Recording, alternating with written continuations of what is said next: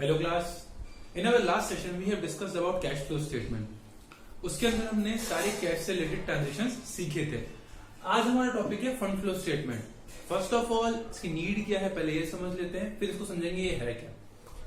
हमने अब तक प्रॉफिट एंड लॉस अकाउंट से पता कर लिया कि सर प्रॉफिट क्या होता है, प्रॉफिट कितना हो रहा है हमारे बिजनेस, हमें पता पड़ जाएगा।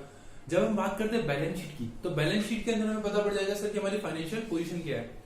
जब ये दोनों चीजें पता है तो फिर सर किसी और चीज की कहाँ जरूरत आ रही है। बेटा ऐसा हो सकता है कि आपका प्रॉफिट बहुत अच्छा हो लेकिन फिर भी आपके पास कैश नहीं है एट प्रेजेंट, मतलब लिक्विडिटी आपके पास नहीं हो। करोड़ों का प्रॉफिट हो लेकिन कहीं ना कहीं यूटिलाइज है, अभी अर्जेंट में अगर पैसे की जरूरत पड़ जाए आपके पास नहीं हो।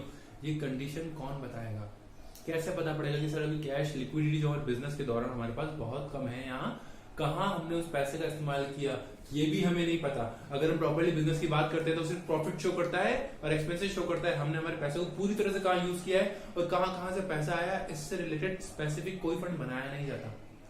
तो अगर कोई स्पेसिफिकली जानना चाहे सर हमने साल भर में कितना कमाया और कहाँ कहाँ से पैसा आया और उसी पैसे को हमने कहाँ कहाँ इस्तेमाल किया, मुझे आप ये बता दो।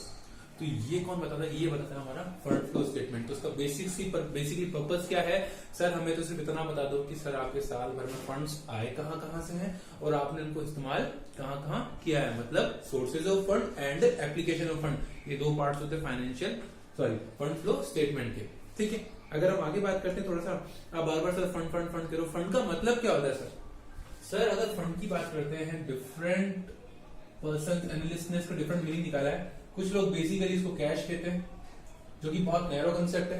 अगर हम थोड़ा सा आगे सोचते हैं तो कैश एंड कैश इक्विवेलेंट्स,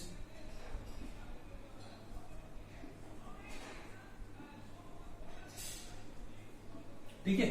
थोड़ा सा और बेटर में सोचते हैं तो सर नेट वर्किंग कैपिटल और we can say working capital.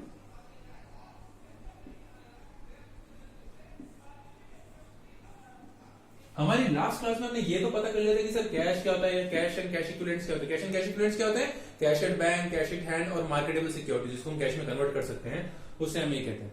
Fund की बेसिक डेफिनेशन के अंदर ये तीनों चीजें आती हैं। ये क्या होता है सर, वर्किंग कैपिटल। बेटा वर्किंग कैपिटल का एक सिंपल सा मीनिंग है करंट एसेट्स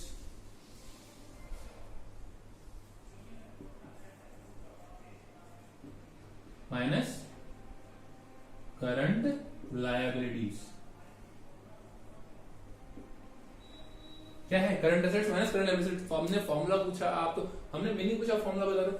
बेटा इसका सिंपल सा मीनिंग ये होता है, हमारे पास जितनी भी करंट एसेट्स है, मतलब शॉर्ट टर्म पे जो एसेट्स है और शॉर्ट टर्म पे जो पेमेंट्स हमको करने बाकी है, लायबिलिटीज है, अगर हम सारे पेमेंट्स कर भी दें, अगर हम जो हमारे पास शॉर्ट टर्म करंट एसेट्स है उसमें से सारे पेमेंट्स कर भी दें, फिर भी जो थोड़ा सा हिस्सा बचेगा उसे भी फंड कहते हैं।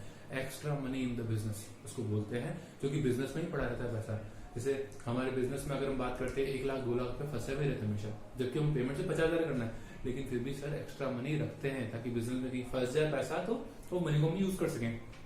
उसे हम लोग क्या बोलते हैं, वर्किंग कैपिटल। वो एक्स्ट्रा पैसा जो हमने रख रखा है जो कि हमारी जरूरत से ज्यादा है, उस ज्यादा हिस्से को क्या बोलते हैं, वर्किंग कैपिटल। ठीक है, clear with the working capital. चलो सर आगे बात करते हैं इस बारे में। चलो सर फंड तो पता पड़ गया, फंड क्या होता है। फंड क्या होता है sir, basically refers to the cash, cash and cash equivalents and working capital. Fund flow क्या होता है सर, फंड फ्लो क्या होता है, अगर हम बेसिकली जो सबसे ब्रॉड क्राइटेरिया वर्किंग कैपिटल को साथ में लेके चले तो सर फंड फ्लो किसे बोलूंगा, जब भी वर्किंग कैपिटल ऊपर या नीचे जाएगी उसको मैं क्या बोलूंगा, फंड फ्लो बोलूंगा। सिंपल सी बात में अगर आपसे कहता हूं कहीं से भी पैसा आता है तो उसको बोलते हैं कैश या फंड इनफ्लो। अगर मैं सिंपल सी बात करूं फंड इनफ्लो, उसका नाम भी होता है सोर्सेस, अदर नाम क्या होता है, सोर्सेस। अगर मैं दूसरी बात करूं कहीं से पैसा जा रहा है तो उसको बोलते हैं फंड आउटफ्लो ऑब्लिक एप्लीकेशन। अभी मैंने समझाया था कि दोनों आधार होते हैं फंड फ्लो स्टेटमेंट के। एक साइड आएगा एक 2 कॉलम डबल कॉलम, आइदर आप वर्टिकल बना सकते हो और हॉरिजॉन्टल बना सकते हो, 2 फॉर्मेट होते हैं। अगर आप वर्टिकली बनाना चाहते हो तो पूरा पहली हेडिंग आ जाएगी सोर्सेज की, जिसके अंदर पैसा कहाँ कहाँ से आया सारा आ जाएगा, और दूसरी हेडिंग आ जाएगी एप्लीकेशन की, जहां में सारा पैसा लगाया है। दोनों बराबर आना चाहिए, तो जितना आया उतना आपने खर्च किया, उससे ज्यादा तो कर नहीं सकते, तो वो दोनों हमेशा मैच करने चाहिए। ठीक है सर, आगे बात करते हैं। ये दोनों सर, अगर हमारे बिजनेस में पैसा आ रहा है तो उसको बोलते हैं कैश फंड इनफ्लो, जो कि सोर्सेज है पैसा आने की। और अगर हम आगे बात करते हैं फंड आउटफ्लो की, तो फंड आउटफ्लो की बात करें तो सर पैसा जा रहा है, मतलब हमने कहीं ना कहीं अप्लाई कर रहे हैं। ऐसा कोई ट्रांजेक्शन जो कि वर्किंग कैपिटल को अफेक्ट ही नहीं करता, उसको हम फंड फ्लो नहीं मानेंगे। कैसे सर? आपने फंड फ्लो की सिंपल सी डेफिनेशन ये बताई, जब भी हमारी वर्किंग कैपिटल इंक्रीज डिक्रीज होती है, उसको फर्क पड़ता है, तो उसको क्या बोलते हैं हम लोग? फंड फ्लो बोलते हैं। चलो सर, थोड़ा सा आगे बात करते हैं इस बारे में अपन। आपने अभी कहा कि कुछ ट्रांजेक्शन ऐसे होंगे जिसको हम लोग फंड फ्लो मानेंगे ही नहीं। फंड फ्लो अगर नहीं मानोगे सर, ऐसे कौन से ट्रांजेक्शन होते हैं? जब भी हम, आई रिपीट, जब भी हम, अच्छा ये तो पता पड़ेगा वर्किंग कैपिटल फर्क तो पड़ेगा जब करंट एसेट्स करंट लायबिलिटीज ऊपर नीचे होगी, ठीक है। अगर मेरी बात सुनना, अगर ये जितने से कम हो रहा है उतने से ये भी कम हो जाए तो वर्किंग कैपिटल फर्क पड़ेगा क्या? सोच के देखो। जैसे कि ये हमारा 10 है, ये हमारा 4 है, कितना आ रहा है? 6। दोनों को 2 से कम कर दूं, ये हमारा 8 हो जाएगा, ये हमारा 2 हो जाएगा, ये कितना हो जाएगा? 6। सर वर्किंग कैपिटल को फर्क नहीं आएगा। तो सर भले आप करंट एसेट्स करंट लायबिलिटीज को एक साथ कम कर रहे हो, एक साथ बढ़ा रहे हो, उस केस के अंदर भी अगर वर्किंग कैपिटल इंक्रीज डिक्रीज नहीं हो रहा है तो फंड फ्लो नहीं है। अगर सिंपल भाषा में बात करूं, अगर सिर्फ 2 अकाउंट अफेक्ट हो रहे हैं, सिर्फ कोई transaction current assets and current liabilities, अगर कोई transaction current assets current liabilities के बीच में हो रहा है या non current assets and non current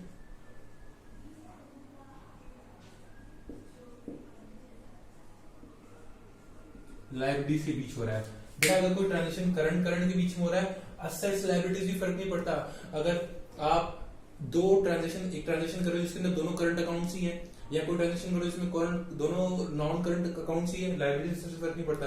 but अगर दोनों करंट है या दोनों नॉन करंट है, उस केस में वर्किंग कैपिटल कभी चेंज नहीं होगी। सोच के देख लो सर, हमने क्या किया, हमारे शॉर्ट टर्म जो स्टॉक परचेज कर लिया, अपन ने स्टॉक परचेज कर लिया। स्टॉक क्या होता है? Current assets.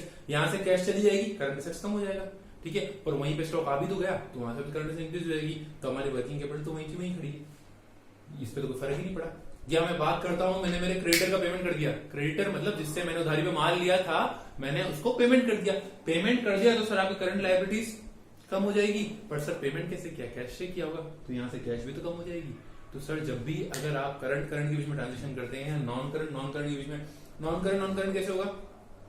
क्या किया सर मैंने, मेरे को मेरे लोन का पेमेंट करना था या डिबेंचर्स का पेमेंट करना था, उन्होंने बोला सर रिडम्पशन कर दो, हमको रिडीम करना है, तो भैया हमारा पेमेंट वापस कर दो, हमारे को नहीं इन्वेस्ट करना कंपनी में। अगर हमने उसको पेमेंट किया बाय इशू ऑफ शेयर्स, हमने उसको क्या बोला, हम आपको कैश तो नहीं दे सकते लेकिन हमारी कंपनी के शेयर्स दे रहे हैं। अब ध्यान रखना, यहाँ पे सर क्या हो रहा है, नॉन करंट लायबिलिटीज इंक्रीज हो रही है और नॉन करंट लायबिलिटीज डिक्रीज हो रही है, तो वही की वही खड़ी है। इससे करंट एसेट्स करंट लायबिलिटी कोई फर्क नहीं पड़ा, मतलब वर्किंग कैपिटल पे कोई फर्क नहीं पड़ा। इन नटशेल अगर मैं बात करूं, एक चीज कॉमन है सर, अगर वर्किंग कैपिटल पे कोई फर्क नहीं पड़ रहा है तो वो फंड फ्लो नहीं है। या सिंपल सी बात करूं, अगर आप करंट ट्रांजेक्शंस ले रहे हो, नॉन करंट ट्रांजेक्शंस कर रहे हो, तो उन दोनों ही केस में फंड फ्लो नहीं होगा। तो फंड फ्लो कब होगा? जब आप करंट से नॉन करंट पे लो, सिंपल सी, या नॉन करंट से करंट पे लो, अदर एसेट्स हो या लायबिलिटीज, दोनों ही फर्क नहीं पड़ता, ठीक है, दोनों ही ले सकते हैं, इससे कोई फर्क नहीं पड़ता, बट दोनों सेम नेचर के नहीं होने चाहिए, ठीक है। थोड़ा सा और आगे बात करते हैं तो पता पड़ गया फंड फ्लो क्या होगा सर। फंड फ्लो वो होगा जिससे कि हमारे फंड्स इंक्रीज या डिक्रीज हो। यहाँ मैं आपको सिंपल सी बात करूं, वर्किंग कैपिटल इंक्रीज या डिक्रीज हो, ऐसे ट्रांजेक्शन जिससे हमारे वर्किंग कैपिटल इंक्रीज डिक्रीज होते हैं, उसको बोलेंगे हम लोग फंड फ्लो, ठीक है सर। फंड फ्लो तो समझ में आ गया।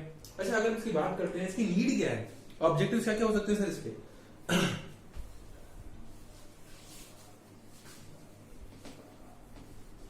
ये तो समझ में आ गया है क्या, ठीक है, कैसे आता है ये भी समझ में आ गया, कौन कौन सी चीजों से आता है ये भी बता दिया हम लोगों ने, फंड फ्लो स्टेटमेंट। अच्छा, अगर हम लोग उसकी बात करें तो इसके ऑब्जेक्टिव की अगर मैं बात करूं आपसे, तो सबसे बड़ा ऑब्जेक्टिव सर, कुछ क्वेश्चंस के बहुत आसानी से आंसर दे देता है ये कि सर हमारे पास कितने कितने फंड से हमको कहाँ कहाँ लगाया गया, ठीक है, हमारे फंड्स प्रॉपर्ली आ रहे हैं नहीं आ रहे हैं, प्रॉपर्ली यूटिलाइज हो रहे हैं कि नहीं हो रहे हैं, ठीक है, ये बेसिक क्वेश्चन है। इसके अलावा अगर हम आगे बात करें, हम प्रॉपर्ली मैनेजमेंट कर सकते हैं हमारी किसकी, वर्किंग कैपिटल की। अगर हमें पता हो प्रॉपर फंड्स कितने हैं, कितने खर्च होने हैं, अगर हमें पहले से पता हो तो हम उसकी मैनेजमेंट बहुत अच्छे से कर सकते हैं, हम बजट आराम से बना सकते हैं, कैश के केस में हम लोग बजट आराम से बना सकते हैं। हम ये एनालाइज कर सकते हैं कि हमारा बिजनेस प्रॉपरली फंड्स जनरेट कर रहा है कि नहीं कर रहा है, कितनी कैश जनरेट कर रहा है और कितनी इसको करनी चाहिए, हम कंपेयर कर सकते हैं। ऑन द अदर हैंड हमारे जो फंड्स हैं वो प्रॉपरली यूटिलाइज हो रहे हैं कि नहीं हो रहे हैं, कहीं गलत जगह तो नहीं लग रहे हैं, और लग रहे तो कहां कहां लग रहे हैं। ट्रांसपेरेंसी बहुत इंक्रीज हो जाती है, तो लोगों के बीच में मोटिवेशन और वी कैन से उनका विश्वास बहुत बढ़ जाता है इन्वेस्टर्स का, कि वो प्रॉपरली इन्वेस्ट कर सके। तो ये सारे जो हमारे हैं बेसिक ऑब्जेक्टिव्स हैं।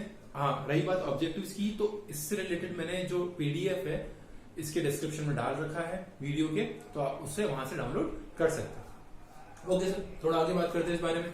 जो हमारा मेन सोर्स है फंड फ्लो स्टेटमेंट का, जो हम जिसकी बात कर रहे थे, वो है क्या सर? अगर हम स्पेसिफिकली इसकी बात करें सर, हमने दो चीजें मेन बताई थी, सोर्सेज एंड एप्लीकेशन।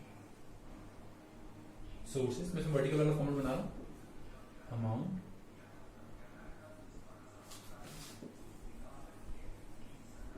एप्लीकेशन।